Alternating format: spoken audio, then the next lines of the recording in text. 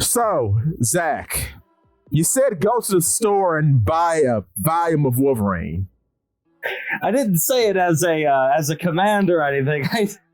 I was just mentioning that that's something that a person might do with their lives. So I've been to a few bookstores circa 2021 and up, and I've seen a few videos of people going inside of stores and malls that partake in the selling of books.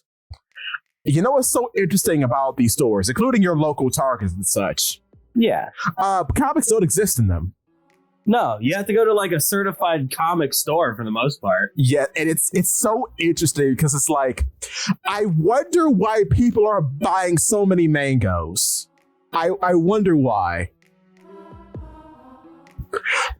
All of them are pretty self-contained, I would guess. And the art isn't poopy! Because yeah, I guess I can't really say too much about the art. Brother. Some of that stuff is pretty great though, but like you gotta get like the oldest man, like what's his name? The dude that wrote Killing Joke. Oh, Grant Morrison, I think. Sounds about right. You gotta get like old dudes like that, or like Alex Ross, who went to my college.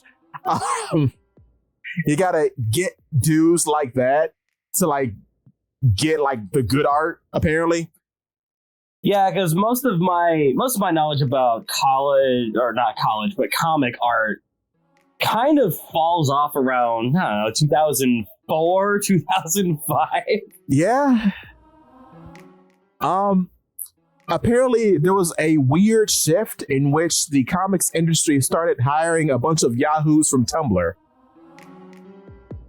Great. And the art fell off a cliff, kind of universally, which is fascinating. See, I see this kind of stuff all the time, right? Yeah. Where people go in and they want to have like almost like as a marketing scheme, they want to find a way to pat themselves on the back about like the good they're doing for like, I don't know, spreading the good word of Jesus Christ to the world or something like that, right? Right, yeah. They want to pat themselves on the back by hiring certain kinds of people. They want to spread certain messages, which, you know what? It's an art medium. Right. And you're a business. Hire whoever you want to. That's fine. Spread whatever message you want to. That's fine. But I go online and I see people, I'm not sure if it's a loud minority. I don't know if it's just the vast majority of like comic fans, like old diehard guys feeling that way, but I hear nothing but absolute ridicule about like all comics these days. It's not great. They keep making them. You gotta wonder if it's working. It's like, from what I understand, it's like burning through the war chests of decades of built up money. Just throwing away all just built up self-respect and brand recognition. Basically. That way. Which doesn't make sense to me. Especially when like that's kind of the fuel for the movies, from what I'm gathering.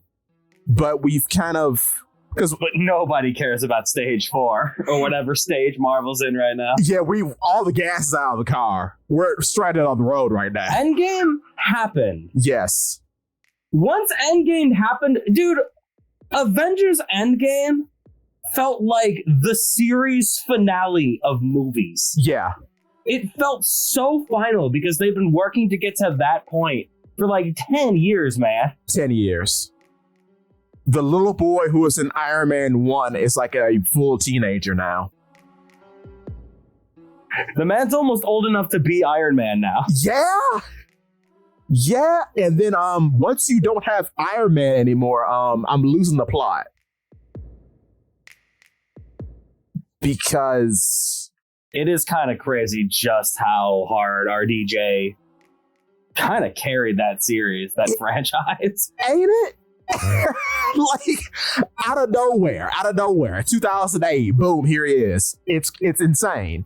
The last movie I had heard him be a part of was Tropic Thunder, Yeah. where he plays an Australian man in blackface because he's character acting a black man for a movie that's being shot within the movie. Yeah. And he takes his job real seriously. And then I hear that he went through a very hard cocaine and heroin binge. Yeah. Completely lost all credibility with the scene. Went to rehab, came back as Iron Man, and saved movies. Dug up every obscure Marvel character from the grave. Because no one knew who Rocket Raccoon was. Come on now. Ooh, forget about Rocket Raccoon. No one cared about who Iron Man was. True. Very true. Yeah, because it's... If you're talking about Marvel superheroes, people care about Spider-Man. And X-Men. People care about the Hulk. And then people care about Wolverine. Why? Because they're Marvel, baby. Also, Storm, because Marvel Baby and Halle Berry. Yes. Yeah. So yeah, it's quite astonishing. Just the shift that we had from just one guy being in the right place at the right time, I guess. And it's like almost all the best Marvel movies involve him in some capacity, which is like the absolute brilliance of the MCU, because you can just keep giving this one man work. Basically. Though I tried watching, what was it? What's the movie with Raccoon in it again? Guardians? Yes. I tried watching it. I fell asleep. Which one? Just Guardians 1? No, the fourth one, I think. There's a fourth one? I think the third one just came out. Or the one with the animal people in it besides the raccoon. I think it's the third one that just came out. Was Thor in it? I think Thor's in them now. No, I haven't seen the newest one yet, so. The Thor was in the, that's him in his third movie. He's an Avenger. No, he's a Guardian. And then he goes off. Oh, in Love and Thunder. Yes. See, I haven't paid any attention since, well, movies ended. Yeah. So I've experienced the MCU in the correct way. Yeah, that is the correct way, because I also watched that new Ant-Man movie. And what is it, Quantum Mania? Yes. I also fell asleep. So, and I don't fall asleep on movies. So that is an indication that I am not the target audience anymore. And it's kind of weird too, because like the first Ant-Man movie, brilliant, was kind of great. Very dope. Who'd they get? Like Edgar Wright, the guy that did Scott Pilgrim and all those movies? Right. He came in and he just goes in. He's like, what do I want to do with that man? I don't know. I'll shoot it like it's a heist film. And it's kind of brilliant. It is. Like a lot of people, when that movie came out, a lot of people considered it a little bit mediocre. Because it wasn't like big and bombastic. It was coming out around the same time as like Winter Soldier and the first Avengers movie and stuff like that. So it did not stand a chance, dude. But no. I just remember seeing some of the shots, some of the cinematography of certain scenes, and I went, hey, this movie's actually kind of sick. It really is. And then, Winter Soldier was sick. Civil War was brilliant. I actually like the first Guardians. Most people do. I mean, there's a reason they became a pretty hefty worldwide phenomena. Yeah. And like you're saying, the Ant-Man movies, like 1 and 2 are great because they're both heist movies. And that kind of lends to the brilliance of what the MCU is. Yeah. Because you can have all of these different interconnected movies, right? You can get all of these audiences coming in to view all these different movies. Yeah. Because they want to see what happens next. They want to see the big J1, the post-credit scene. Whoa, what's going to happen next? But you could take a bunch of brands that were pretty much forgotten, breathe some much needed life into them. And more importantly, you can go in, you can give it to the hands of some director who just knows what he's doing. He can go in and create something unique and cool, and it could take all of these people that are really here for the brand. Right.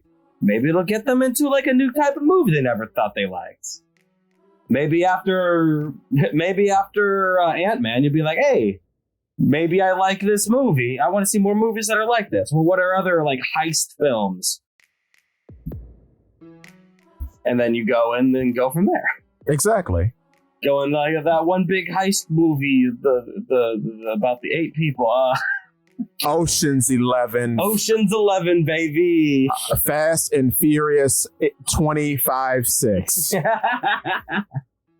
Also, I have to apologize to you, my co-host of like a year now. I think I don't remember how long we've been doing this. This is, I mean, we only have like what 14, 15 episodes out right now. Like 12. I don't know, but this has been a ruse. I have bamboozled you. This has all been an excuse to talk about My Hero Academia. Let's go, dude! Did you see the news chapter? I was reading it. Oh my word! I'm not dead yet. How does he do it? This is a weekly manga. How does he do it? You read the stuff that Horikoshi is putting to page right now. And you compare it to stuff even like One Piece. I don't know, Oda. I'm not, and I'm a One Piece diehard. You know I am. I don't know about this. I am a One Piece diehard. I love One Piece. I'll never stop loving One Piece. But a lot of people say that it seems scuffed lately. Oda went in, got eye surgery to fix it. This latest chapter's it's not exactly, I guess, perfect. It's not exactly clean. There's a marginal improvement, but I think that people are starting to pay attention now. Yeah. And they're seeing some of Oda's, I guess, lackluster merits as an artist. Because, you know what? Oda can make the cleanest artwork that he has ever made in his entire life, right? True. Yes. He's never been good at paneling. He's never been good at structuring a page outside of a few fringe exceptions, right? Yeah, right. His fight choreography has always been a little bit weird. It's hard to tell what's going on the screen sometimes. Fair. But all of Oda's biggest moments don't care about any of that. No. When Oda leads to his strengths as a writer, he makes you feel adventurous and wondrous. You're going in, exploring this big world. You heard about this rumor on the ocean and you want to go in and find out if it's real, if it's not. You find an island in the sky and you go, you know what? Half of this was true. And eventually you find out that a legend was entirely true. And then you also find Eminem cosplaying as a Raijin, but yeah. But most importantly, you find out like all of this build up to be like, that island, it must have fallen into the ocean. Yeah. And then finding out that there's an island in the sky. Right. And going there, man. Yes. And all of it culminating into a city of gold within an island of clouds. In this one big, immaculate, beautiful double page spread. The city of gold truly does exist. It's incredible. It is. And that's where Oda shines. Oda trying to do fight choreography does not shine. Like, a lot of the times it's a mess. A little bit. Like, the anime is the janitor in a lot of this because they do clean up a lot of everything. I will say, controversial take, Gear 5th animated is a little worse than Gear 5th in the manga. It's even hard to tell. I feel like it's overstaying its welcome. Fair. Because I feel like they're trying to... I think they're trying to make this like the next Ultra Instinct, right? Yeah. Ultra Instinct came out. It was big. It was iconic immediately. Everybody loved it. It was meme to death.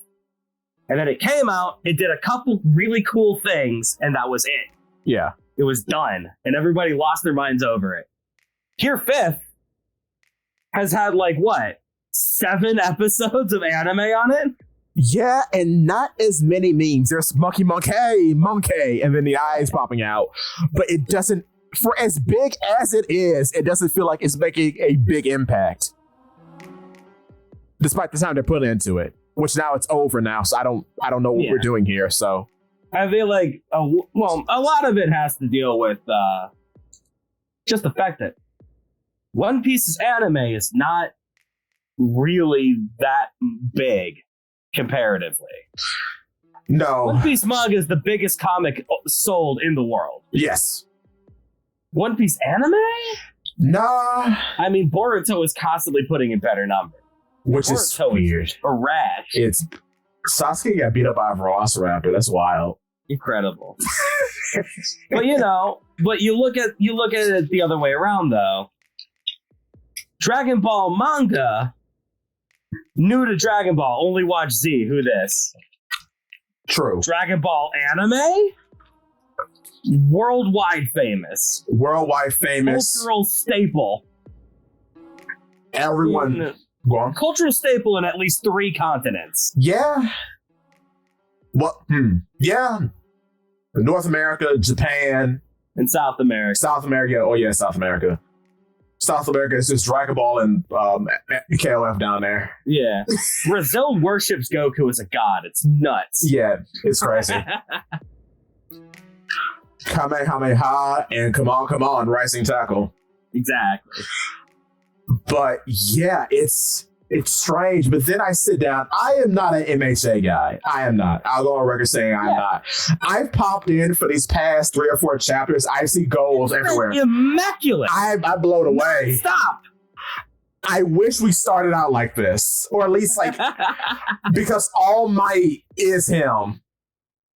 He's just so good. To be just so good. And I stand by what I say. Invincible Girl should have been your main girl. I'm sorry, y'all. It's just amazing. It's amazing. It's just been incredible. Because this isn't even everything that we've gotten, man. Like, this entire thing with Endeavor, where Endeavor is finally coming to the realization that he didn't have to be the whole big solo hero thing to become the best version of himself. It turns out that he could have just worked alongside his wife, and then they would have been the most powerful hero together. And he completely flubbed that. He completely threw that away because his pride wouldn't let him not be number 1. He had to be number 1 alone, and he realized that without any dialogue, no big text boxes saying, and then Endeavor realized the error of his... No. He just looks down and he sees her doing her best so that they can help their child. And the fact that he has had more than All Might all this time, the realization of that is... Yeah. It's incredible. It's incredible. That chapter came out, everyone hated it. It's like, come on, man. Come on, bruh. Shonen people be better. Come on now. Well, everyone hated it. There are reasons why people hated it. All right. Because a lot of people were saying, oh, this is Endeavor's true redemption. He got forgiveness from his family for all the really bad things he did to them. This is a bad message to send to people. It's like, not really. His wife ain't there for him. That's the important detail of that. And go on. Sorry. It was just good, and I liked it a lot. And there's been a lot of that, just condensed that.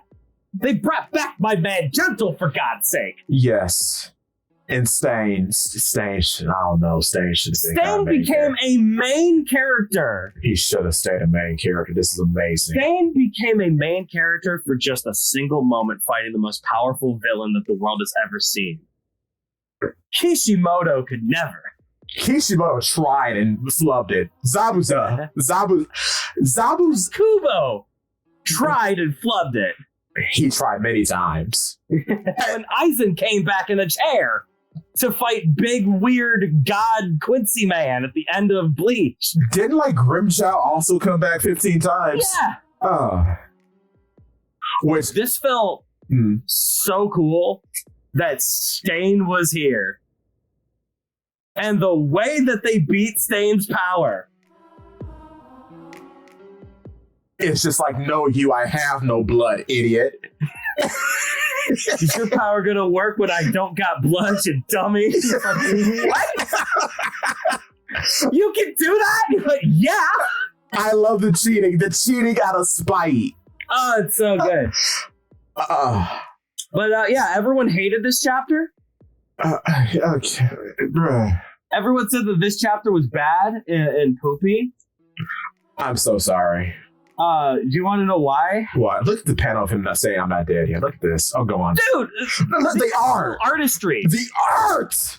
The artistry on display is insane. I weep. Marvel could never. Absolutely. Like, look at this. Look at this manga. How it's paneled. The composition. How it's put together. Even down to the pacing and the dialogue. Granted, I don't have the original dialogue. I read an English manga, but you know what? The pacing is perfect. The dialogue is perfect. The paneling, the artistry, everything is so good. Everything is so good. And then you go in, look at like the newest chapter of Boruto that took 3 months to draw. It is laughable. But like, for real though, Kishi should have hung it up. Because this had it. Yeah. Also, I don't even think Kishi's writing. No. They got Kishimoto back. Did he design Sasuke's daughter or whatever? Jesus Christ, I hope he's not in charge of design. I can't. I could not believe that these new designs are Kishimoto. Because they don't feel like Naruto designs. I saw that on like Know Your Meme. I'm like, where's the police? This ain't it. You can tell a lot about a character in just a few seconds by looking at their design look. Look at the brilliance on display for Sarada here. Just with a single glance, you can tell that she grew up without a father. And she's running that red light district in these Konoha streets. Oh no. Oh Lord. And you know what is baffling about that? She's probably the best new design. Don't say that here. She is probably the best new design. I'm not saying that as an endorsement for this design. Oh Lord. I'm saying this as scathing, hate-filled, just throwing stones. I don't like it. All of the designs are so poopy. They put belts on every character. Like this is Guilty Gear, but not even as cool as Guilty Gear.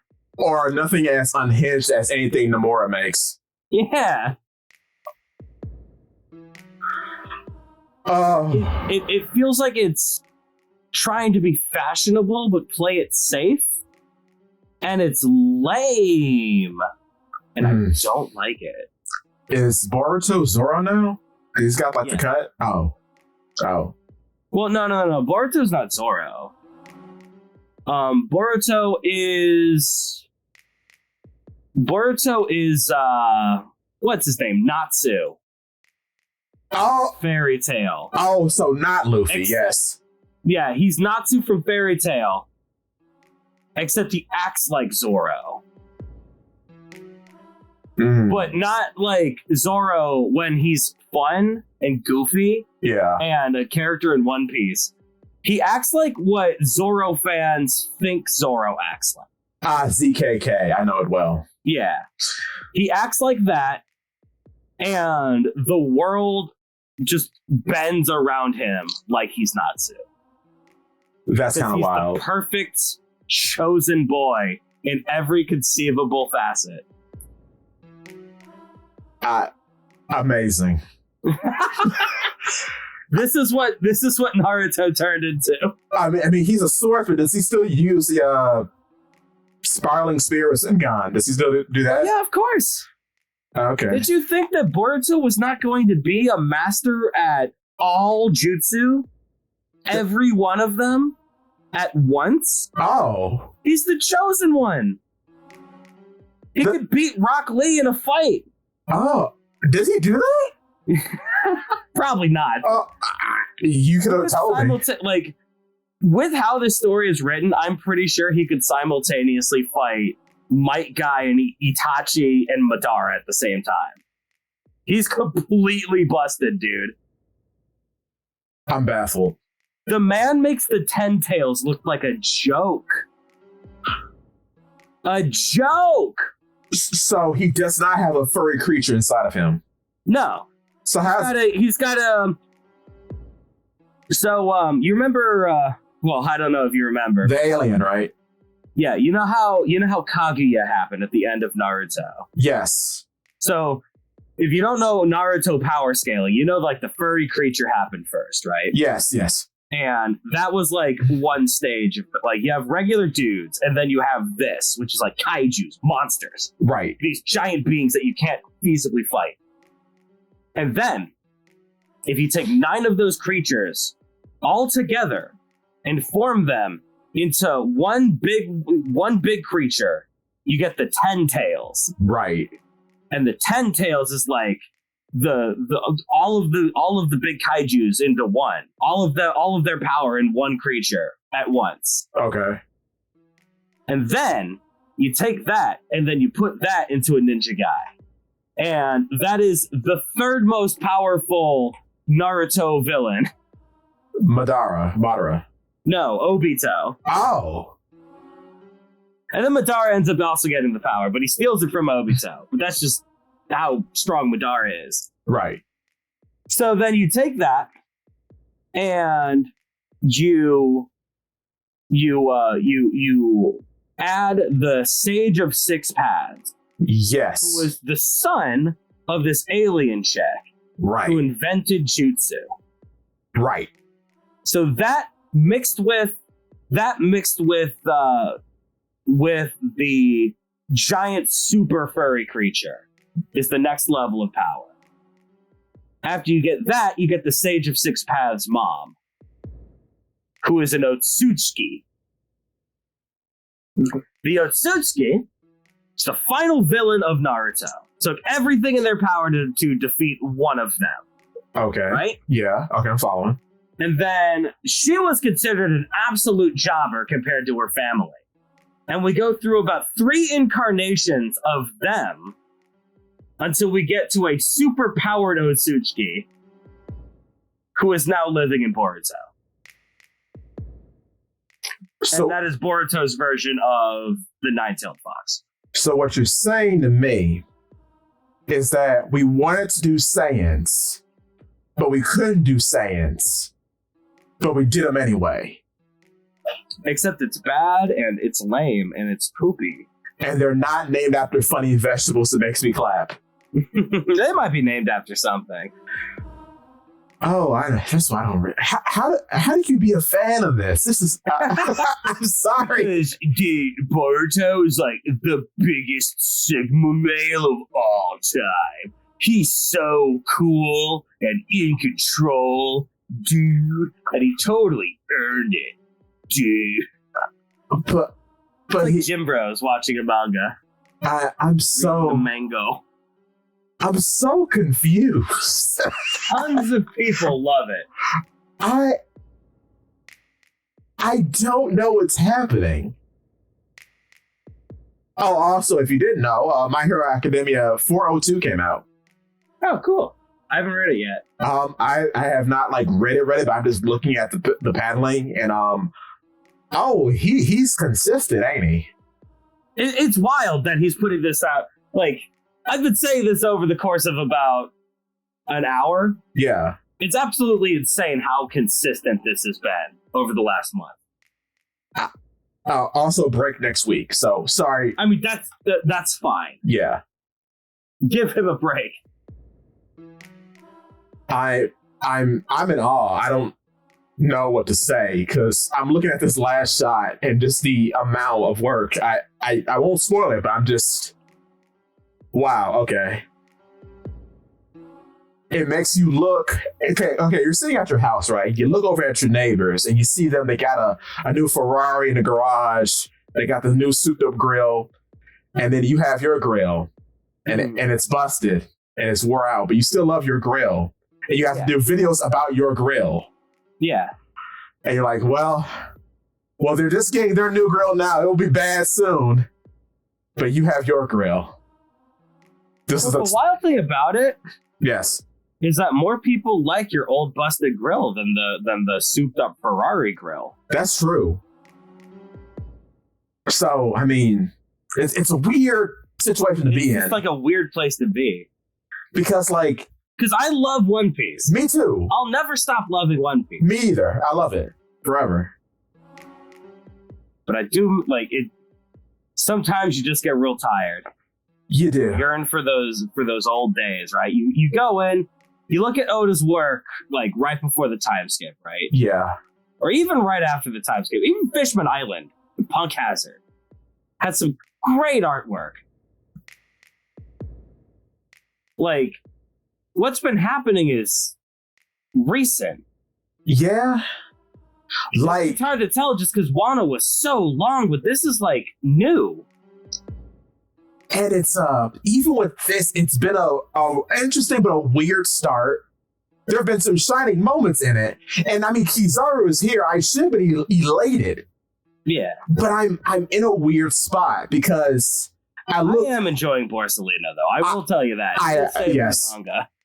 Me too. And I hope he beats Luffy up a little bit or does something impactful because I need the Marines to be antagonistic for a little while longer, please. I need something to push Luffy in Gear Fit. Yes.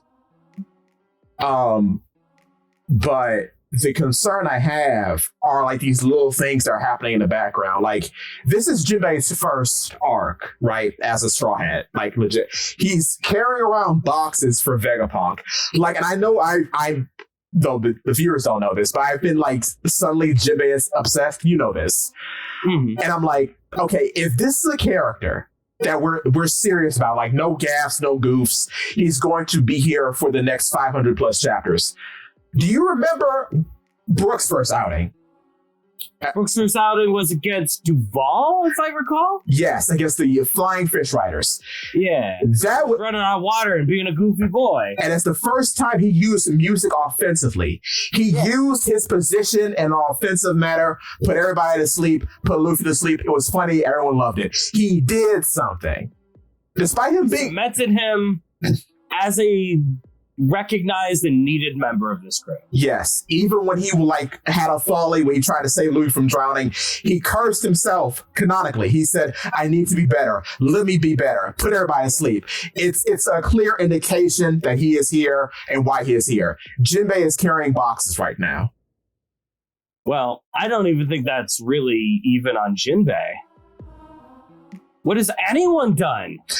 Yeah. Who's it named Luffy? Zoro's fighting Catman. Oh, so cool. Yeah. He's fighting a guy who lost earlier today. Yeah, and fantastic. Very cool, Zoro. Fantastic fashion.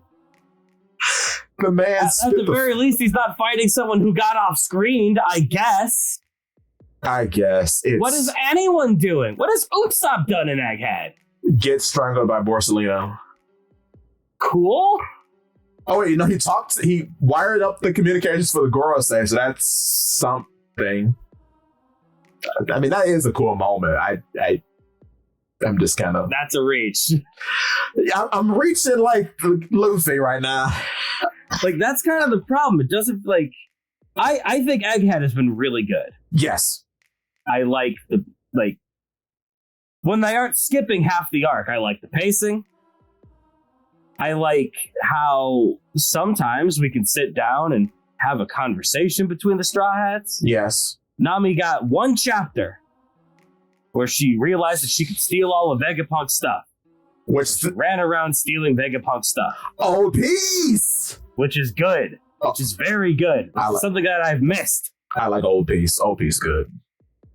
That is very good. That's in character. Yes. And it's a funny joke. Yes. And it also leads to building the next big plot point with this murder mystery that's happening, right? Yes.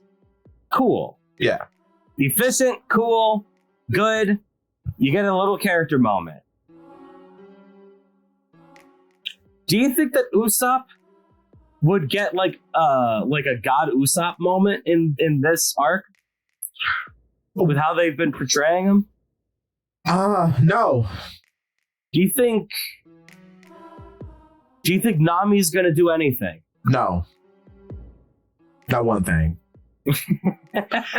Not Nami, maybe Chomper, maybe Frankie. Well, Frankie's been doing a little bit, so thank heavens for that. Frankie has been at least in the background yelling, "I'm doing a thing."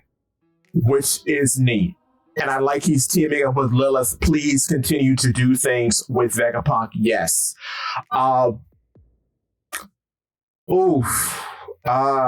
Zoro's... Don't you think that some of the Straw Hats, not named Monkey D. Luffy, should be getting a little bit of DLC, screen time? Anything? Yeah. Brook could not be stabbing the man he can't stab. I would like that, and I would like him to do something. But see, we have to have our playback to Shabani Archipelago when he did the same thing. We have to have that playback. Which... How about Brook tries to put Borsalino to sleep? That would be useful instead of stabbing him. And then we could also have this moment where Borsalino goes, "Check it out. Light's faster than sound, idiot." Yeah, I hear faster than you. So that would be Brook trying something cool and then also cementing Borsalino as this real threat. Everyone wins. Yeah. But no, he has to only fight Luffy. And then when he's not fighting Luffy, everyone jobs off screen in a single panel because they're not Luffy. Right. And then, people want to see Zoro fight, so we'll give him a fight. And people want to see Sanji fight, so we'll give him a fight. Well, we don't get Sanji a fight. No, not Sanji, only Zoro. Not yet. Sanji will do something. I hope he does something. Oh, and then Jinbei won't. We'll see. Jinbei won't do anything. Jinbei. No. Jinbei's stacking boxes right now, man. Yes. Working at the Costco. Yes, sir. Which I'm like, you know, you're trying to play Risk, and Jinbei's in the back on his Minecraft server. On his Minecraft server, saying not to swear when someone gets blown up by a creeper. Oh Lord! Oh no! Like, what are we doing, Oda? Bruh. I like the Bonnie stuff, but then I sent for Bonnie. I like all of the extra characters. Yeah. They gave Sentomaru a moment. Yeah, they did. Which, great. I like Sentomaru. I'm glad that he finally got a moment. Me too, yeah. Did you think that we were going to get into Egghead with Sentomaru getting more panel time than Frankie? I did not think so. I thought this was going to be Jinbei's arc a little bit with some accents of Chomper after we found out what this place was about. Yeah. And also, keep in mind, this is coming from a place of love. Yes. I do like Egghead. I like Egghead. Me too. Net positive for me. Yes, I love Egghead. Go on. I just love my Straw Hats so much. Especially... I want to see them all shine. Especially when we take a cut to go to other events going on. Yeah. Which, like... We've given Garp more screen time in Egghead than Jinbei. Yeah. Garp! Oh, speaking of Garp, I recently watched an episode of the That One Piece Talk podcast. And what's a very interesting question started to come up. Also, shout out to them. They are the only other people on the internet, apparently, who do not sit for the live action. Okay. So that's interesting. But what was interesting is that people are still thinking that Kuzan may be a mole. I'm on the fence. It's always weird. Because the thing about other, like I said this before, the thing about other moles in One Piece, like your X-Drake, your Rosinante, we don't have the preamble. We don't have the join. We have the betrayal, right? We don't have X-Drake's full backstory. Right. With Kuzan, we have preamble before the Blackbeard meeting. Then we have the Blackbeard meeting, which kind of peppers him in a different light to me. Mm-hmm. Because I'm like, okay, he sees what doesn't work. Yeah.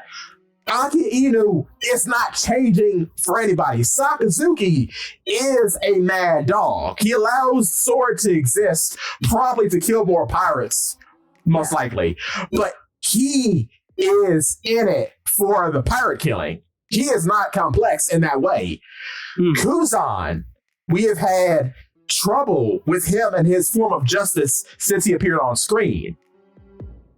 A joke was made out of his sense of justice. Yeah, lazy justice. So he's the only one who's like, you know what? I'm not really feeling this, bro. I love Garp-san. I love what he's doing. But I'm too... follow my gut on this. Yeah. Because I don't know about the future of this organization, especially with that guy at the wheel. Sengoku was okay. But this, I don't know about this. And then, I lost a leg trying to keep this organization from being ran by Sakazuki. Exactly. I have to keep my leg as ice all the time now because of this madman. Like, it doesn't make sense to me. It definitely has the motive. Yeah, it's... And then how Blackbeard comes back, not like as a cartoonish goon, but says, "Oh yeah, bro." This is like a guy, as a human character, and he tells you straight up, like, "Well, yeah, no, it's not about a bunch of chums like bumming." These guys aren't my slaves. No, like, yeah, we're all looking for the One Piece together. We're all accruing and building in power. We all exist on the same crew. They're not my peons to just go and do my dirty work. We're just dudes. We're just dudes hanging out. Dudes being guys. Dudes being guys hanging out in a bar. You want a drink? Yeah, we're together because we like each other's company. We're friends.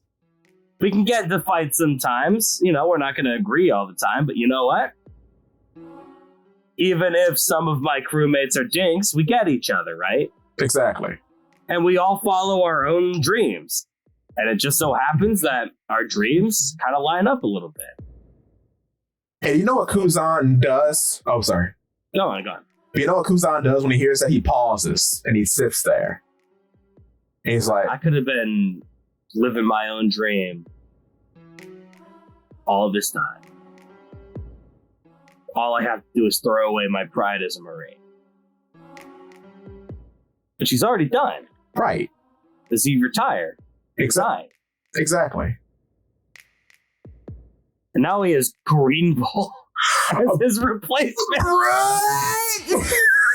Green Bull at the drop of hat. Oh no! Scary Hockey Man is here!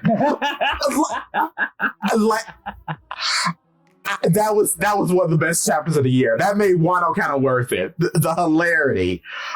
Oh my goodness. Listen, it's not about that. It's not about Green Bull turning tail and running away at the thought of having to fight two Yonko at once. Green Bull is also a mad dog. True. But he makes Sakazuki look sane and tame and upstanding because he's doing it to impress someone and going way too far. Yeah, this is Kuzan's replacement in the Force. Yeah, and it's very. That is a scary thing to think about if you're Kuzan. Really, and then I'm losing my words. Gotta call that out. But yeah, it's interesting how we go from cold as ice from winter to summer, and summer is so much worse than winter.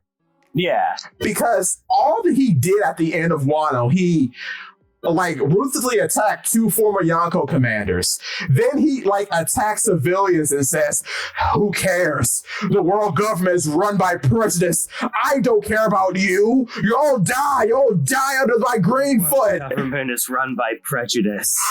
So it must be the just law. What in the world? Oh my god. Whoa! Went from Oh my goodness. Went from 0 to 100 immediately.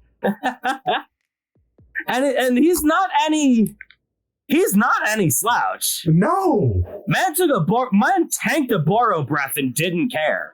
And says, "Oh, you don't think I have a measure for fire? Ha, fool! Like what? Oh, What? Just because I'm a plant man, you think I can't deal with being caught on fire? What? you pink idiot! Stupid? I don't How do care. you think I got to this position? I Dumb. was drafted immediately to Admiral for a reason. I wonder what got him drafted too. Because he's strong. Like, what was the example I made? What did he do Yeah. specifically? Because Fuji, go on. It's so absolutely insane when you think about that, just that fact alone, and how Oda's been portraying that. Yeah, How cool that is. Because these are two characters that skipped training, that skipped the chain of command, yes, that just went from civilian to admiral. Admiral. You are How crazy of a jump that is. You are the hand, the actual hand, the fingers of the fighting force of the world government. It's you could call buster calls. It's unbelievable. Yeah, and it's not just about just like having all that power. It's about skipping the grind to that power. Yeah. If Kobe is an admiral, if Smoker's an admiral, you can kind of understand where they're coming from, Right. and you can understand their sense of justice. Exactly. Sense of justice that has been finely honed by starting at the very bottom and slowly and surely working their way through a series of ranks. They were taught to have respect for your betters, respect for your elders. You're taught discipline. You're taught how to fight on the seas. You're taught to follow protocol. You're taught the rules of the land, and you're taught to follow them to the T. Yes. You have to have a sense of discipline. It's almost like a martial art in itself. Really? And then you That is the most important thing about any militarized group. yes. Follow orders. You do as you're told. You follow the chain of command, or else everything crumbles. What happens if you become the top of that chain immediately, without ever having to start at the bottom, without ever getting to see the top of that chain and being taught that you have to follow them from the start? You just done a meteor strike on an island because you got into a tiff with two warlords. But that's the thing. I think that Fujitora is considered like The tamer one. not even like the tamer one. He's considered the tame one. There's two different directions that you could take this, right? Yeah. Either A, you have the Green Bull variation of I'm the strongest, I'm the most powerful, I'm the guy in charge, I'm going to do what I want, everyone's going to bow to me because I will just kill them if I don't. And it will be just when I kill them because I am justice. I've become this. And then you have the Fujitora side. Why do I gotta follow these rules? Right. Those rules are stupid. I'm not gonna do that. Brother, I can't see the list. I have no eyes, idiot. I'm gonna let this future pirate lord, this future warlord go. Because he's funny and he's cool and he told me what my gambling bets were. Cool. Yeah, it's cool. Why would I bring this guy in? Because it's your job and you gotta do it. He's gonna be a menace. He's gonna be a Yonko. Nah, Put this problem in the bud right now. Nah, I'm not gonna do that. nah, fam. The revolutionaries, though. I don't like that fire guy. We should get him.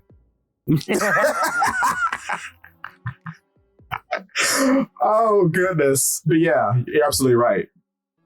He's like that's why I like Fujitora and Green Bull. Yeah, me too. Because they kind of show that ideal of like what happens when you just skip that chain of command. It's cool. It I is. like it.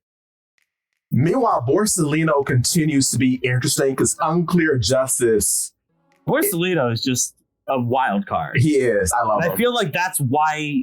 But even then, you can see Borsellino in his college days. Exactly. And even he was a goon. Yeah. And at the end of the day, he understands what it means to be a cog in the machine. Exactly. He even says so. He feels like an admiral. He does. And he has battle plans. Can you even imagine Green Bull giving out battle orders? No. No. He says, get out of my way. We're about to have a, whatever you call a plant place where you keep plants. We're about to have that. We're about to have our own rainforest. Stay out of my way, peons. Hiya. That's what Green Bull does. Borsellino was like, well, sir, we shouldn't really do this because we'll lose so many men. He's giving out tactical information. I don't even think Sakazuki can do that because Sakazuki has never read a book. Yeah. Do you think that man reads? No. He can't even do bonsai correctly. Yeah, unfortunately, he only writes because he has a slave to paperwork now. Yes. And then he burns through the paperwork because he's so angry. Because he's so mad about it.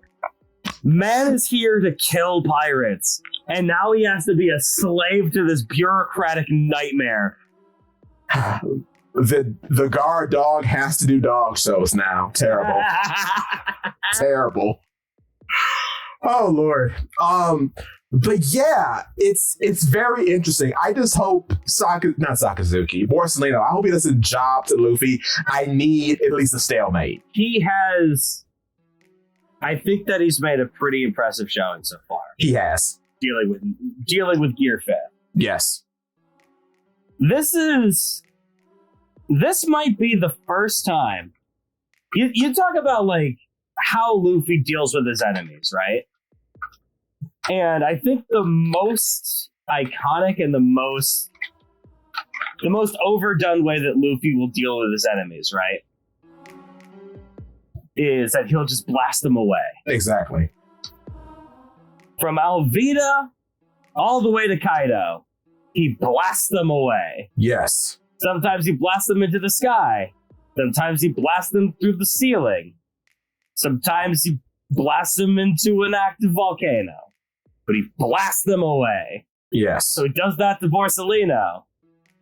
The man is made of light, so he just doesn't care. He just doesn't care. Just like, oh, well, time to come back. Oh, I'll just go back. I'm made of light. I can just do that. And then he's like, hello, idiot. Wazam. Shazam. Incredible. Borsellino's had a pretty strong showing. I do hope that he gets some licks in. He, at least something with a little bit of permanence. Yeah. Because we haven't really seen him go all out, and let's be honest. If Kaido's not going to do anything permanent, Kaido couldn't even permanently, like, I think Kaido got one permanent injury off. Yeah. And that was he cut off Kiku's arm. Yeah, I mean, that was it. That's all he did. He didn't kill anyone, did he? Wait. No. Oh, wow. Well, I mean, he killed Odin. In the past. In the most cringe way possible. You could turn into a giant dragon, but you shoot him with a gun. Terrible coward. Anyway. Well, yeah, that's kind of the point of Kaido. Yeah. No, it is, yeah. He's not going to do it in the most over-the-top, bombastic way possible. No. The man wants a gloriful death, not a gloriful killing. True. That's boring to him. True. I do find it funny that he died in the same way how he was introduced. By falling? Yeah, plummeting into the earth. Yeah. Very cool. But yeah. Shame he's not dead, but you know. He's not. Pluton Bros? Pluton Bros! And like, people come to me, Zakk, they come to me and they say, don't you think Big Mom said us dead? I said, no, you idiot. Why would Big Mom be dead? Have you seen what Big Mom can do? I mean, have you heard? You know what? You probably haven't. You probably picked up the series. You probably picked up the series at Film Red and you watched the end of one. You know, it's fine. It's fine. I understand. You're ill-informed. But allow me to teach you the way, the truth, and the light. for our Lord and Savior Elbath and all of the lore surrounding it. Oh, Elbath. And how most of it ties to Big Mom. And people don't believe she'll come back in Elbath. Like, brother, what would be the point? Like, if she doesn't have... What is the point of killing Big Mom in Wano?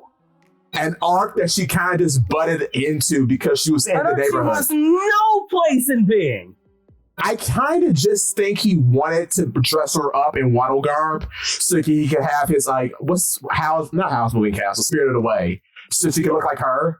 I low-key think Oda just wanted to do that because, like... It's very much possible. Because it doesn't even make sense. Knowing how Oda treated that arc. That arc was shameful. And long. Shameless. It's so long. It's so long. Because he wanted to do... He wanted to put the entire history of Japan basically into a single arc of manga. And not even in, like, a cool way. Like, creating, like, a Nobunaga's ambition kind of thing. I will say it's blessed that he will kind of trail off and make things like Fortress. That's good, but...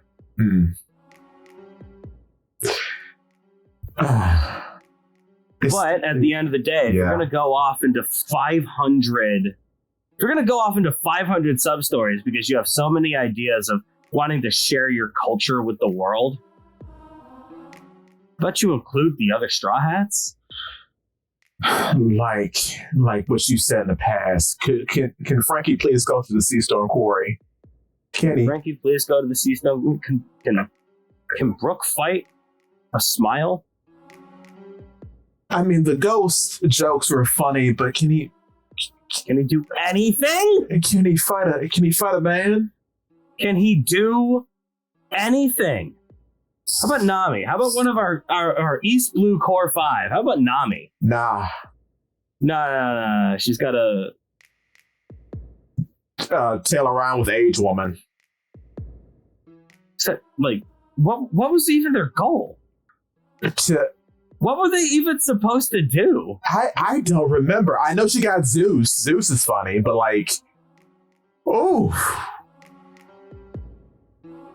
Like... Usopp, you could at least say, did something in the background because he found a bunch of dudes with a tattoo on their ankle and gave them a piece of paper. Okay, you could say that you sent Usopp out to do something that was helpful. Yeah. Would have liked more Usopp time. And at the very least, I could say Usopp's undercover story is cool. Had a pretty good...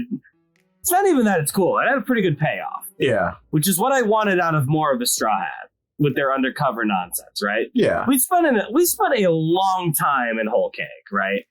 Yeah. We spent a long time without half the crew. True. I would like to see them having done a lot of cool stuff by the time we got there. Like, firmly cemented and, like, really delving into what they were doing. Yes.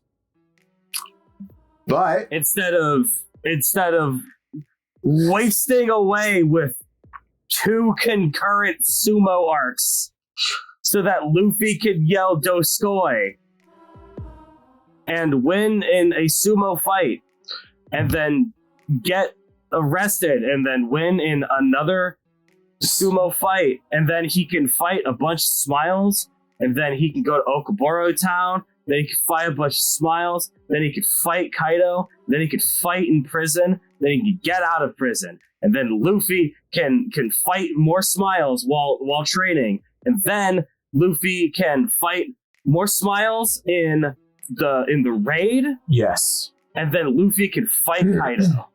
Also, the anime... That is the entire plot synopsis of Wano Kuni. And That's all. And the anime sees these problems, Zakk. You know what they do? They add more Smiles. Yeah. But yeah, that's the entire plot synopsis. It's just the Luffy show. It's the Luffy show, starring Luffy. Of Monkey like, D. You know what? I like Luffy. Yeah, I do like Luffy. I love Luffy. I do like Luffy a lot. Me too.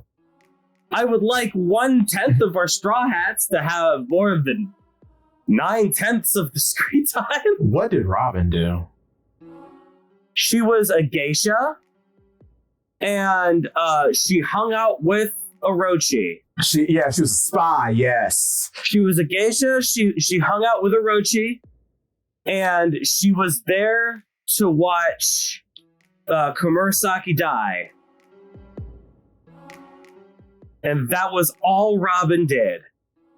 But she looked really cute as a geisha. She did. She had the best design at Wano. She looked immaculate. Yeah. That she did. Well, I'm sorry, podcast listener, if you are favored in the goings on of Wano Kuni. I apologize.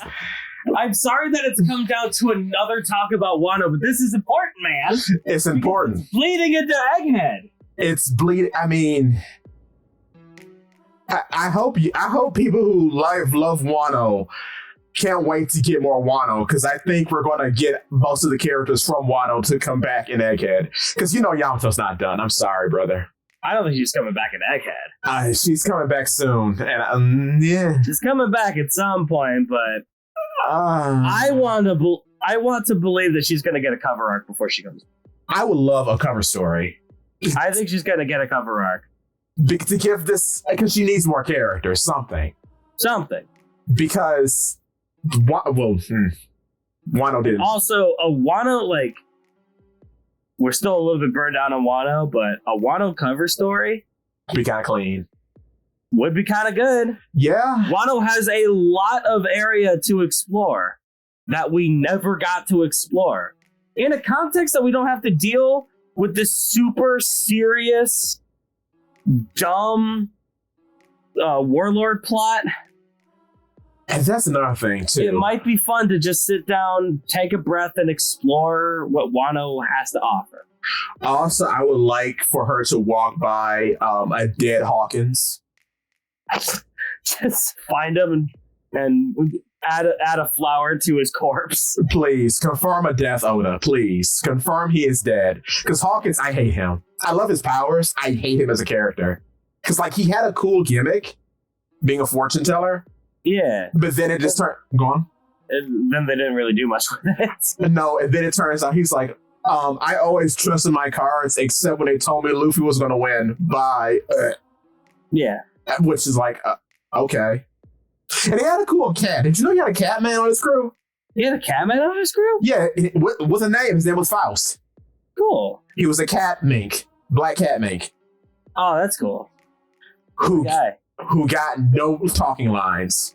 Yeah. But that's all right. I mean, out of Kid's entire crew, we only focused on 2 of them. Well, really one of them, because he never got anything. Yeah, Kid and Killer. That was it. I love Heat. He didn't get a thing. No. Oh. Dude, Bonnie doesn't even have a crew. No, we just skipped out on Bonnie having a crew. It was Fat Guy 1 and Fat Guy 2. What the crazy. It was me and you, brother. Oh, no! Basically. The Body Boys. Yeah. Cooking for the queen. Oh, no. That's the life. Oh, well, then Apu had Funny Tiki Man. I want to see more Apu. I think Apu is probably my favorite supernova. I love Apu. I love that he has NB. I want NB and Apu adventures. Mm-hmm. Him just carrying around his captain in his palm as they go on the sea and do whatever. Post Wano cover story. Yes. Add Apu. Apu kills a whole bunch of people because the bar is not big enough for his boy to sit in. Yes. Incredible. Apu with envy in the background doing funny gags for being really big. And then Yamato and Ulti. Yes. Because the sisters should have a cover story. They were raised together. They're sisters. They should have something other than I hate you too. Yeah. I guess you would have to add page 1 though. Have page 1. I think page 1 are kind of a package deal, but I wouldn't want too many characters in a cover story. You need 3. Yeah, Roll 3. Three's good. 3 characters for Wano. Would that be Ulti, page 1, and Yamato? Yes. Have Odin. Have your Because for a fact we're not doing a cover story without Tama. Bruh. Why'd you say that? Come on now. She's a Kurozumi. She's upholding the clan. She's the shining example that they're not all bad or whatever. Leave her over there with Hiyori or whatever. I want my horn boys. You got your Yamato. You got your page 1. You got your OT. That's it. Yamato's the allegory to Odin, and then I guess OT is Kinemon, and page 1 is Denjiro. Or somehow they're flubbing about, getting up to hijinks, stealing from bars, eating rice buns, living the life. Halfway through, fake Luffy's crew shows up, but only fake Nami and fake Usopp. So Ulti and page 1 have to fight fake Nami and fake Usopp. I would like that. And then they're still killed by Big Mom somehow. No! Big Mom rises out of the volcano.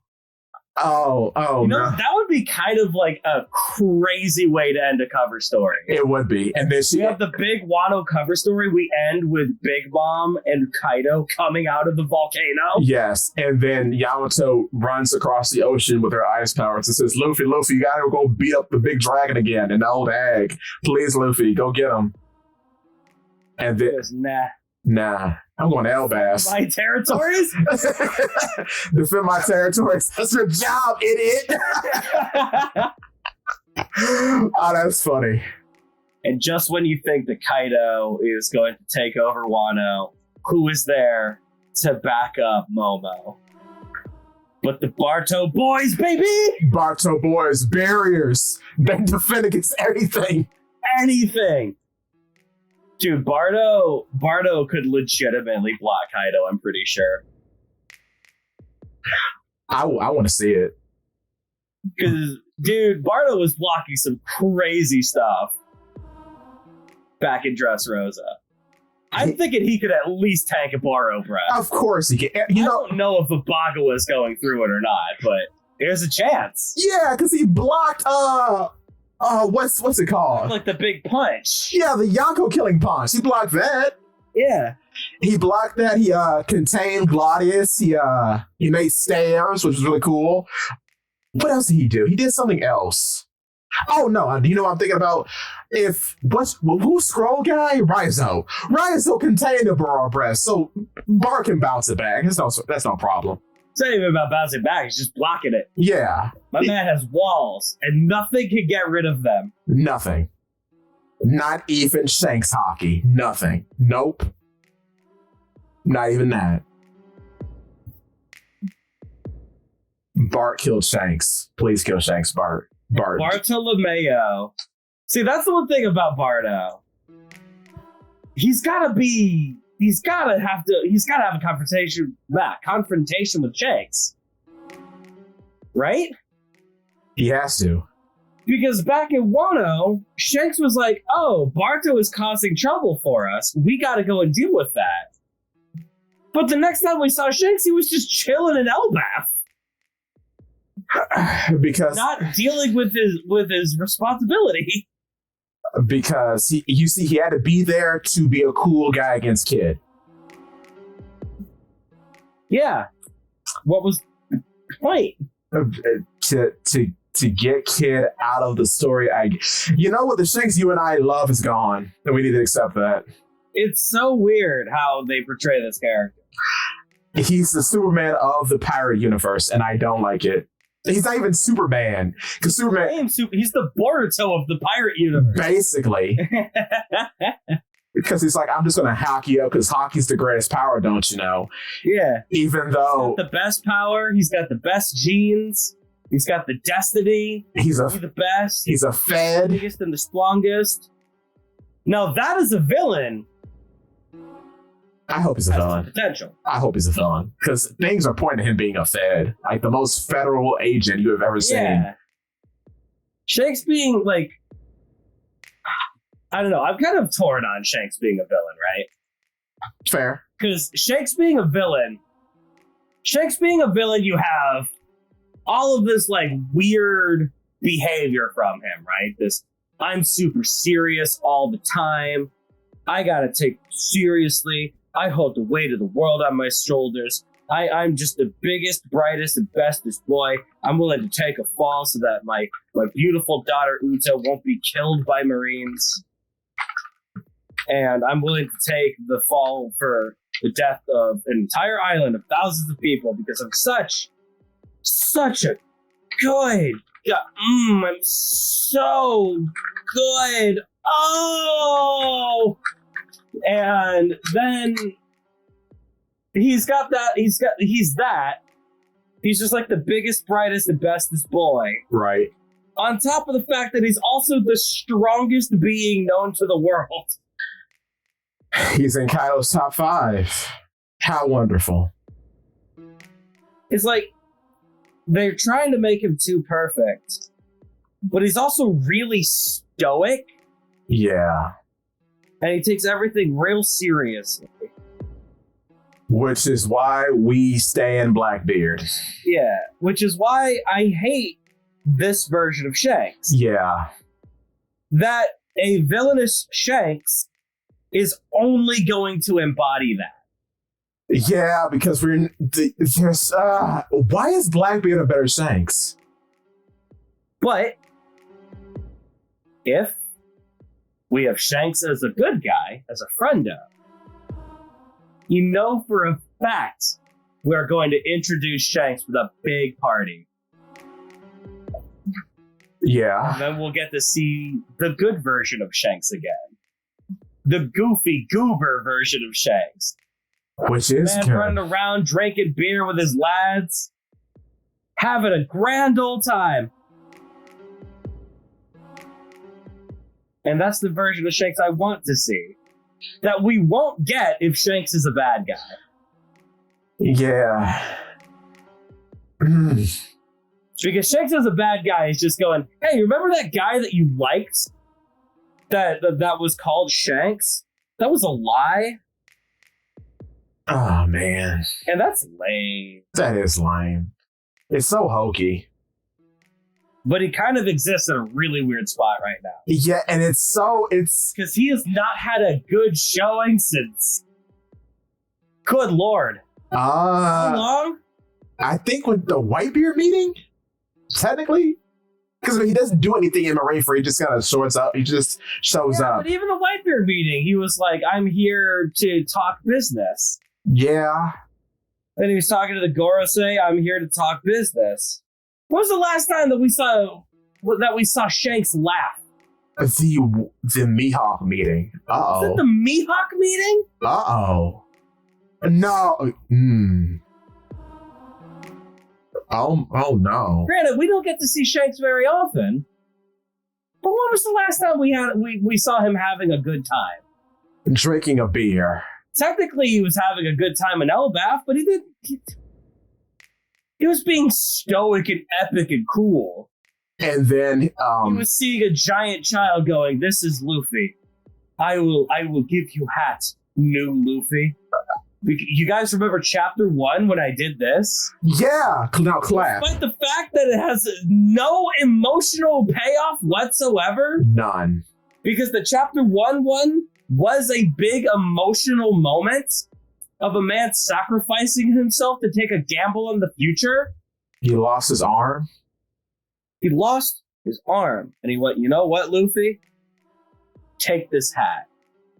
Keep it as a reminder that you gotta be a great pirate. And when you surpass me, I'll let you even give it back to me. That's cool. But that is also surrounded by so many moments of him in the bar, getting clocked upside the head by a bottle of sake, and everyone just having a rip-rollin' old good time, laughing about it. And then you see the other side of him going, well, you best not pull that. Best not pull that gun there, stranger, because when you pull a weapon, you're best put your life on it. And I feel that, like, Shanks is supposed to be, like, this dichotomy. Yeah. It's supposed to be the synthesis of these two ideas. I'm a partier, I'm here to have a good time, I'm here to laugh and enjoy adventure with my friends, and I am a cool guy. Right? Yeah. But we only see one side of that. And when you only see one side of that, he's no longer human. No, and I'm just coming to the realization of the hokiness of Elbaf, because you know that gun line that he says? Yeah. He just stops an actual gun from going off with Kid. Oh Lord. Yeah. Oh Lord. I didn't even pick that up the first time around. Yeah, it's all one big reference. Oh no! Shanks! I saw Shanks on the bank wall. Hey, you know, Lucky Roo, our favorite boy, doesn't even stop the gun, which is the cool part about that scene. Yeah. And which has led to 20 years of theories about Lucky Roo. But the fastest man in the verse, baby. I hope he is. I still hope he is. I hope he fights Sanji. That's yes. So sick. I want him to outspeed Sanji so bad That would be so sick. For the hilarity of it. Like, oh, I heard you were a weird freak. That's not going to stop me. Oh my god, he's gonna outspeed Sanji and blast him in the side of the head with a gun. Yo. And Sanji's gonna look over with a huge dent in the side of his head. Yeah. Is he shot in the face now? Yo. And then Lucky Roo's like, I heard you had a freaky body. Let me eat some of this meat. Let me try again, though. Or he gives up and like says, well, the bullets don't work. I'm going to try the bone off of this meat I just finished. And bashes him in the leg. Yes. It's not even let me try the bone of the meat I just finished. It's him going, oh, well, that was funny. And then Sanji blinks. And Lucky Roo is behind him. Yeah! Oh no. Wait. Okay, here's another. Like, let's say he gets another piece of meat, right? And then Sanji goes in for the infrared jumbe. He blocks the kick with the meat and he says, thanks for cooking this for me. Yeah.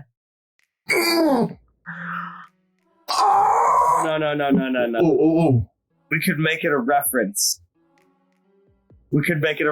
I wanted to thank you.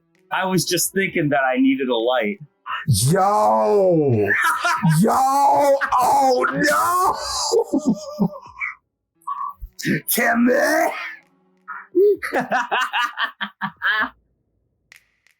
I wonder. You think he keeps spices on him since he's the cook? Lucky Roo? Yeah. I don't know. Do you think that Sanji keeps spices on him? No. I think you would want. I would think that you would want, like, I don't know, your ingredients in like a well-stored environment so that they're not destroyed by weather. True. Or anything like that. Because now I'm thinking about the live action adaptation again. And how Zeph had like these little spice pouches on his like bandolier. That's true, but that's Zeph. He's allowed. Yeah, right. Because I kind of want him to season the meat. That would be funny. As Sanji's cooking the meat. Oh boy. Yeah, that's cool. Oh man, and then Lucky Roo could have a bunch of kick attacks that he names after seasonings. Yo. Supposedly he grows up into a ball and he fights like that. Yeah, I think he has a single named attack in Film Red, if I'm not mistaken. Yeah, and like what's the other guy? I think they had to have a like Film Red. It promised that we would see the red hair pirates in action, so we got our quota. One attack from all of them in a sequence at the end of the movie. I still haven't seen Film Red. It's horrible. Oh, yeah. I hate it so much. Oh, Film Red starts with somebody throwing a bucket of water on Luffy and Luffy dies. Oh, how? I didn't see that for myself. That's crazy. I can't believe the live action got that right. Oh no. I know you said it a few times and I just can't. I'm in total denial. I need to see it. If it were that easy, how do people live? You would be able to drink water because you're in contact with water. Exactly. Like your insides would just like corrode in on themselves. Your body is water. You are a water man. It's about being submerged in the water because the sea is yanking you back down to claim you. How dare you live up by your own ideals? You're mine now. No! That's what it is. Yeah. Yeah. Oh, speaking of Yonko crews, I can't wait for more Cross Guild. Cross Guild is truly blessed. Cross Guild is incredible. Holding up the One Piece. Very good. Buggy will save us. Buggy will save us all. Just like Borsellino will. Yes. Buggy is the arbiter of good peace. God, I love... Oh my god. Buggy failing upward to Yongo's head is so good. It's so cool. Oh, it's so good. Seeing that happen over time and seeing that panel of Yonko Buggy. Oh my god. It was incredible. It really was. Amazing. It was something that I would have never truly thought would happen. I would say it was like, I'd be like, oh, gee, Buggy's gonna be Yonko. It'd be real funny. And it was. It was a great joke. It's the best joke. And the fact that he's got like a star-spangled crew already because of a botched business plan. Oh, so good. It's so funny. The man turns failure into victory at every turn that he can get. And it's incredible. And I kind of like the coping and seething of people thinking that Mihawk is going to like continue to be a cool guy. He's a cool guy. I'm not saying he's not. Yeah. But did you forget that he owned a cabbage patch in which a funny ghost girl and monkeys were farming with him? I think Mihawk they're going to try to pull more parallels with like Zoro. Yeah. He's cool, he's stoic, but he's human. He's human. He is dad. He is probably going to be weirdly loyal. Yeah. At the end of the day, like, probably, yeah. Yeah. And I kind of... Eventually, him and Crocodile are going to come around. Yeah, they're going to... That's going to be the culmination of all this, is that they're going to realize that they like Buggy. And this stupid thing that Buggy does just works, and we should go along with it. The stupid thing that Buggy does just works, and they're going to have to wake up one morning, look in the mirror, and say, that good-for-nothing clown is going to be the Pirate King. And I am going to do everything in my power to ensure that happens. Yes. It's going to be something that both of those characters are going to have to grapple with. Yes. Oh, that's so cool. The thought. Mihawk is turning to Buggy where he's exhausted or something, say, you're my captain. I vouch for you. The fact of Crocodile putting his life on the line for Buggy D. Clown. Yes, sir. I love Cross Guild. I love Mihawk getting chewed out unironically by a pirate who was worth 5 million berries in Romance Dawn, Alvida, for a gag. Incredible. Crocodile listening to anything that a lion has to say. Crocodile and Mochi, former captain of the Buggy Pirates. Yes. Crocodile and Richie. Having a intellectual conversation and becoming best friends. I wouldn't say quite that, but no, but the idea of any of this, no, that's stupid. I think the craziest thing that will come of this is that they will come to the realization that Buggy is their captain. They're going to try to get him to be the Pirate King. Yes. What are you thinking? I have two outlandish thoughts. One, go for it, brother. NL joins Cross Guild. That is definitely a possibility. I like NL or Dolphy. Dolphy seems the more likely one because like the Seraphim cause a lot of weird plot dynamics to occur in my head, which makes me think Dolphy's gonna be something else. Crazy about NL. What? And I know you have like a lot of things about Dolphy, right? Yeah. I'll let you finish about Dolphy because like it's about like the Warlord connection, right? Yeah. No, you go on with It's NL. got a lot of parallels with Crocodile and all that. Yeah, true. But continue with the NL part. I want to hear that first. NL can't fight Luffy. He can't. At all. No. You know what else is immune to lightning? What? Being grounded. Like a ground. Like the ground. Like the material of the ground. And Nell can't do anything to Crocodile. And the fact that the hook is a lightning rod that will ground it lightning because he's made of earth. Yeah. Oh no! You can't do crap to him. Oh!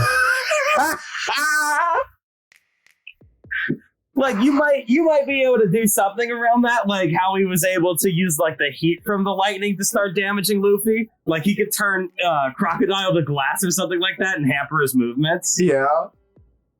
But what is he gonna do against the man made of the ground? And then as he's dealing with Crocodile, he gets a tap on his shoulder and there's Mihawk staring at him. Yeah, and there's Mihawk. How are you gonna fight Mihawk? How?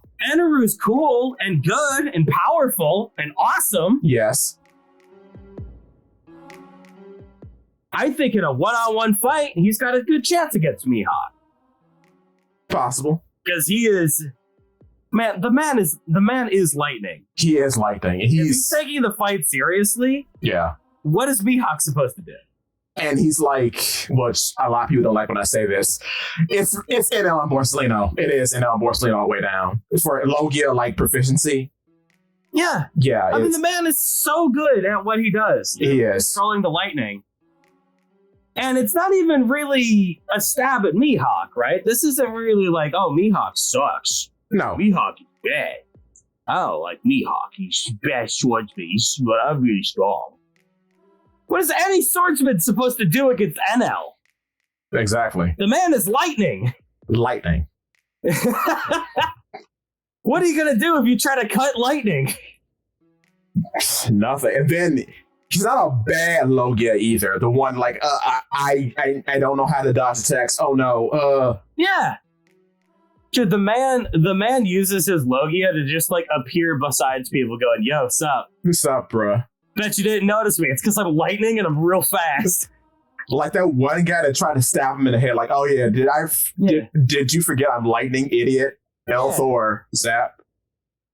Like, what on earth are you supposed to do against an L if you're a swordsman? You're carrying a lightning rod with you as your main source of attack. Yes. Unless we give him Sora's wooden sword from Kingdom Hearts. Yeah. It would be a fun dynamic. It would be. Sand sword. Yeah, well, he does have those. Yeah. Technically. That's his like main method. Buggy sword. That may happen. 100% that's gotta happen, right? That's gonna happen. After the U-sword? Yes. Annie's lobby? My laughing stick. It's a clown. We'll call it Night Clown or something, or Night Circus. Yeah. Why is that's hot, bro? Oh, that's so hot. Night Circus. Okay, so Dofi is an interesting thought experiment because of the Seraphim, right? Which were a bad idea, not narratively, but a bad idea on Vegapunk's part. Because yeah, because coming to realize that they exist traits of their former user. Yeah, and they are individuals. I know that they're playing it off as a joke, It's not a joke. There's a lot of context that we have to read into this. Yeah. Considering how much time we spent in Dressrosa dealing with Doflamingo, one of the Seraphim. And that he's an unhinged cult leader that is very manipulative. The man's own brother literally said he is biologically evil. Yes. He is evil at his core. Ooh. And you cloned him and gave him... Cloned him? Gave him super alien powers and autonomy. And autonomy. And pacifista lasers on top of the alien angel genes. What are you on? You've made Sephiroth. You literally made Sephiroth. He's just Sephiroth minus the sword. The sword one is Mihawk, but yeah, I mean S-Hawk. Yeah. Who gave S-Hawk the blade fruit? What?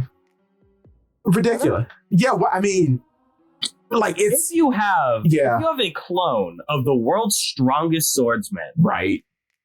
and you want to give him a funny devil fruit because you're Vegapunk, why wouldn't you want to give him a devil fruit? Right. You're there for It's man. just a boon, Right. inherently. Yeah. What better fruit for a swordsman than the fruit that lets you be a sword? Exactly. And you know what's weird about that? He's the first swordsman that we know of to have the sword fruit because Mr. One did not see himself as a swordsman. Yeah, I was about to say, his competition is one guy, so... Who's a martial artist, which is weird. Which is so cool. It's cool, though. He is cool. I love the fact that most of Zoro's opponents don't consider themselves swordsmen. It's literally just Mihawk. It's literally just like Mihawk and Ryuma. Ryuma, which I guess... Which is Brooke. But Kabaji from no. Buggy's crew? Kabaji's like Ohm from Skypiea. I guess Hachi is technically considers himself a swordsman? Technically, you're right, yeah. Because he had a proper style. Yeah. And then he referenced Hyozo in their fight. So you're actually right, yeah. Yeah, because I remember Ohm didn't, King doesn't, Mr. One doesn't. Mr. One doesn't. Kabaji's too busy being a circus performer and a swordsman, so Kaku does. I mean, Kaku's like a CP. He's like a 6 powers user first. But he's a 6 power user to augment his swordsmanship. The man uses quote-unquote 4-sword style. Yeah. But he's a giraffe. He's cheating. Yeah, but everything about him ties to this idea of using these different powers to augment his swordsmanship. Yeah. Even In the greatest of ways, I will never get over the unstoppable defense. Big cube. Incredible. Witch's Edge. So he's still a sword? He's still a sword. Which is the dumbest way to think about it, but it's true. Oh, God. That's so funny. I love Kaku. I love Kaku. Uh, Sure, I'm glad that all of his screen time has been off screen. and he's in a bubble now, resting peacefully. Fantastic. Very cool. I hope the CP9 agents just come through our air door. It's not gonna happen. No, it's not gonna happen. We saw them on Mirajoa without Lucci there. Yeah. Happen. No. I would have drew them in just to say they're here, Performing for you. so that people would stop asking, "Where's Jabra? Where's the hot bubble lady? I liked her back in Ennie's lobby." I like Hot Bubble Lady. I like Funny Owl. I like Owl Zipper Man. Yeah. He goes hoot. That's funny. He goes chapa pa pa pa pa. He do go It's funny. funny. He fight the Frankie. He fight to Frankie. Frankie's only solo fight until Senior Pink. Wait, really? Wait. Pretty sure. Yeah, no, you're right. No, well, no, Ikaros. Kinda. The Squid Man. Oh yeah, I always forget about Fishman Island because those fights are all such formalities. Yeah, it's a big showcase arc. It doesn't even matter. Yeah, but that is fair. So Frankie has 3 fights. Okay, Yeah, it's that, and then Bright Senior Pink. that's still one more fight than Brooke has. Yeah, Brooke has Ryuma and Zio, the other fishman guy. Other fishman guy. And then I'm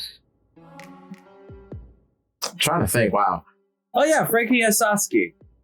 Oh right, yeah. Triceratops. Triceratops man.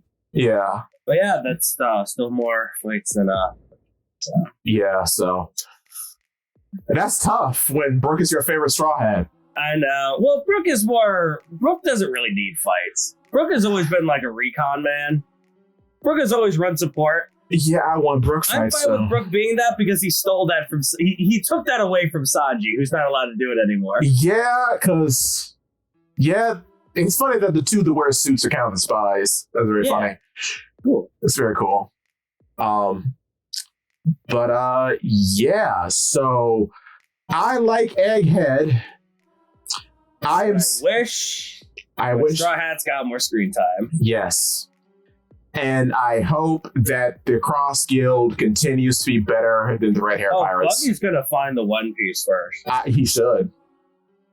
He deserves it. 100% the final arc of this is going to be a scramble to find Buggy and get the One Piece from him. And then he'll like an actual pirate. Good.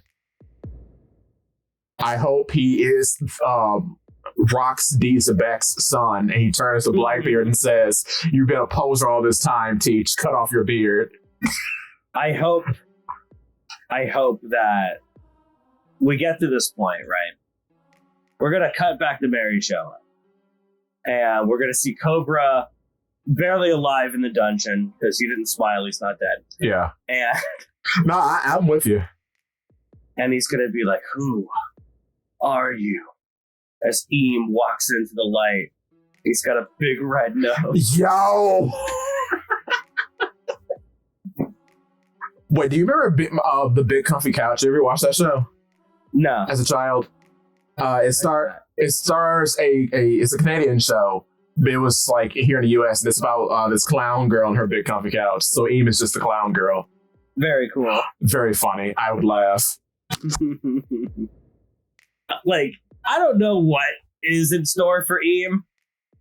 I hope Eam looks stupid. She or he needs to look stupid. Eam needs to look like an idiot. Absolute idiot. Possibly childish, like you brought up in your video. Yeah. Eam needs to, like... I've been saying it from the start. Eam's silhouette looks like a teensy from Rayman. Hey, yo. True. My man looks like King Teensy from Rayman 2. I've been saying that from the beginning. Shout out to Rayman. Excellent video game series. Mm-hmm. Except for Hoodlum Havoc. Rayman is excellent video game. Video game. If you're a masochist, 1. If you're a cool guy, 2. And then we stop talking. Rayman is an excellent video game with an awesome revival. Yes. Oh, Rayman, Raving Rabbits, why did you revive him in such a good way? Why is he perfect? There were no other Rayman revivals. It was only Raving Rabbits. Oh, I mean, what's the... I bought Origins? It. Not... Origin, I mean in 3D. Because it's the DLC for Sparks of Hope. Yeah. He's perfect. He's actually perfect. In 3D, he's great. Yeah. But Rayman 2 is a banger of a video game. How is it good? How did they do that? How was Rayman so good? How was Rayman 2 so good after Rayman was so bad? Rayman 1 is hard. Rayman 1 is evil. It is evil. For no reason. For no reason. It's nonsense. The game is a nonsense game. Oof. 2 is perfect. 2 is great. 2 is just a good, fun video game. It's filled to the brim with spooky atmosphere and robot pirates. And eldritch abominations. And the teensies.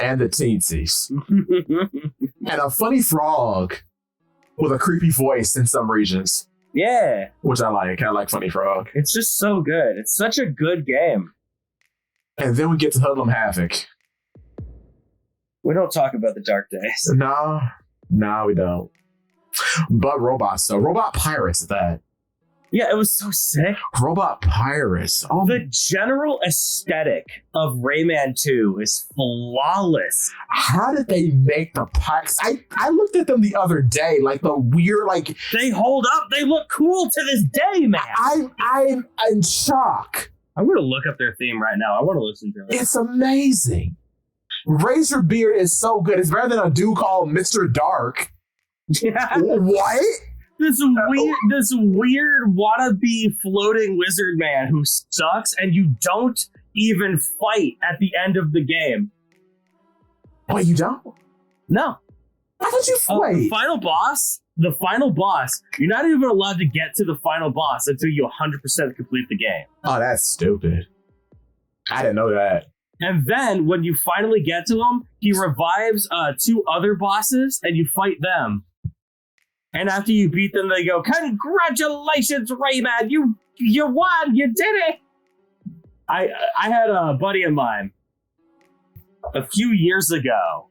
He drank a whole bunch of vodka. Oh, He drank not vodka like as shots, but like Mike's Hard Lemonade or something like that, right? And he drank a couple of those, got real tipsy. He went, "You know what? I want to fight Rayman. I want to play Rayman." He played Rayman. And playing Rayman drunk is a very bad idea. yeah, because the rage. It lit a fire inside of his heart. That fire was telling him one of these days, I am going to beat this game. I will defeat it. I will not let it beat me. So he went on this journey. He streamed it for all of us friends on Discord every Saturday. He streamed it while we hung out. Yeah.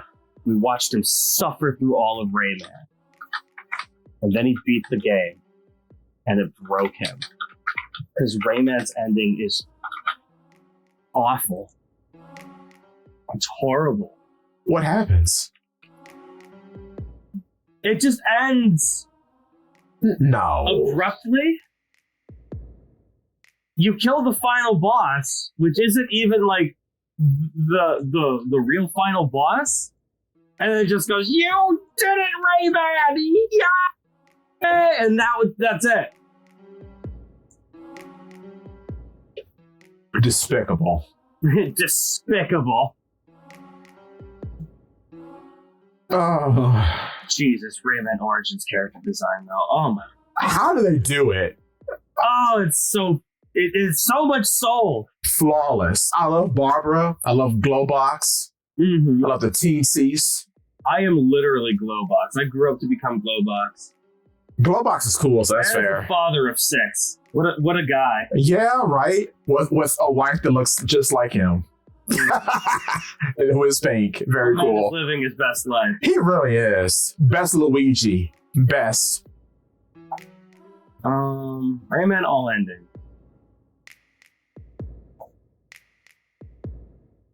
Also, how did they get away with these fairies in Origins? Oh my god, dude. Oh, wow! Amazing. Incredible. Jesus Christ.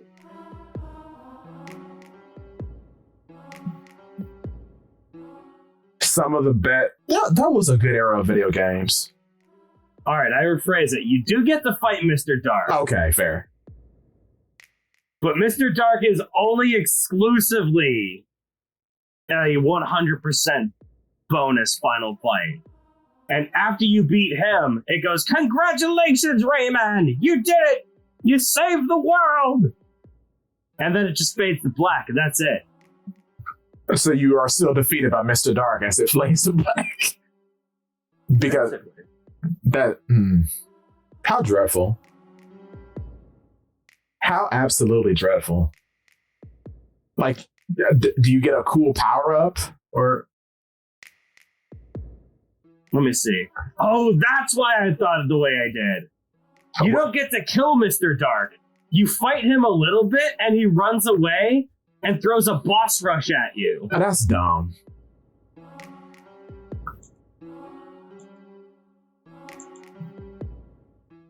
How cow? It's not even like Bowser. You have to fight Bowser. It's just or Eggman.